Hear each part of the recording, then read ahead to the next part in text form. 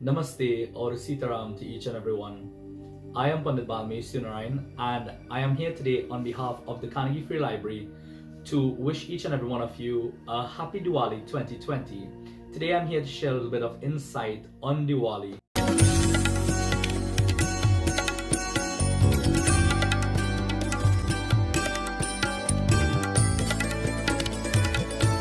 The word Diwali is derived from a Sanskrit word, Deepavali, which means rows of lighted lamps. The celebrations of Diwali stemmed out of India, where our ancestors, our forefathers would have come from. When they came to this land of Trinidad and Tobago, they brought with them their rich and diverse culture, which we still practice to this day. Now, usually when you hear the story of Diwali, you'll normally hear maybe about the 5 days of Diwali, what the 5 days of Diwali signifies. You'll hear about the story of Lord Ram returning to Ayodhya. You would hear the churning of the ocean at the beginning of creation and Mother Lakshmi rising from the ocean and all of these different things, right? So when we celebrate Diwali, it is said that we worship the goddess in the form of Mother Lakshmi because that aspect of God symbolizes wealth and prosperity and light and all of these things. But when we talk about wealth, right, what does wealth mean? Wealth does not only mean money. A lot of people, when they hear the word wealth, they think about physical, material wealth. Now, while that is good and while that is very important, it is essential for a proper life and all of that, right? Wealth covers various things, right? You can be wealthy in good health. You can be wealthy by having food, right? A lot of food to partake of and all of that. You can be wealthy by having peace of mind, right? By having happiness, by having great spirituality, right? And all of these things. So wealth comes in the form of various things, especially knowledge as well, right? So as I always like to say, wealth is not in the pocket, but it is in the mind. For Diwali time, Hindus tend to perform worship. We offer prayer, we give thanks, we make a lot of food and sweets and all of that.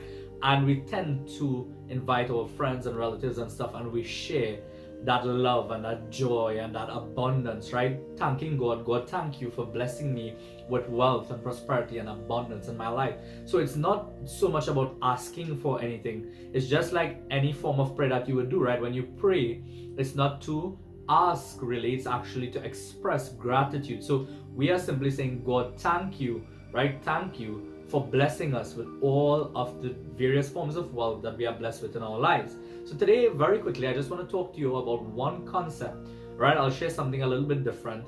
When it comes to Diwali, we are going to talk about the lighting of a diya, the lighting of a lamp, and what does that symbolize?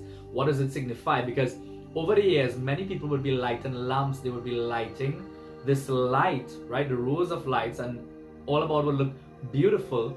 But what does it really symbolize, right? When we light that lamp, what are we really doing? So let me break it down for you a little bit. When we light a diya, we are simply saying, God, as I light this lamp here, this diya symbolizes my mind, right?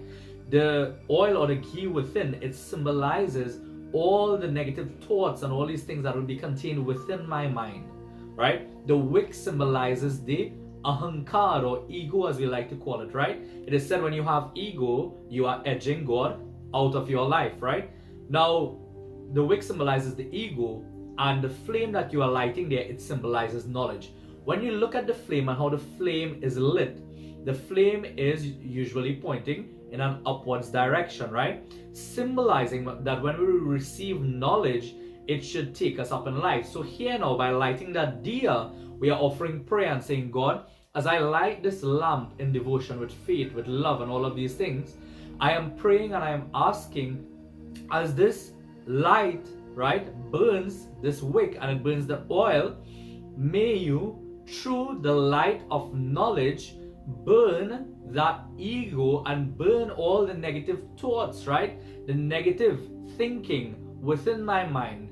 Cleanse my mind so that I can always grow and move upwards in life. Friends, I hope today that you would have received some sort of value. I know that you usually receive the regular concepts of what Diwali really is about.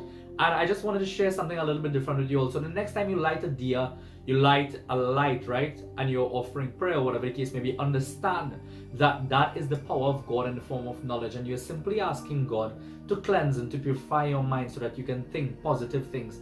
You see, what you think is what you attract in this world, right? And that's very, very important. So you want to be thinking good things. So when you think good things, you will feel good and you will tend to attract good things in life as well, prosperity and abundance and all of that. I pray Mother Lakshmi's choicest blessings upon each and every one of you. May your lives, may your hearts and your homes be filled with joy and peace and prosperity and love and abundance this Diwali 2020. Shubh Diwali to one and all. Jai Sitaram.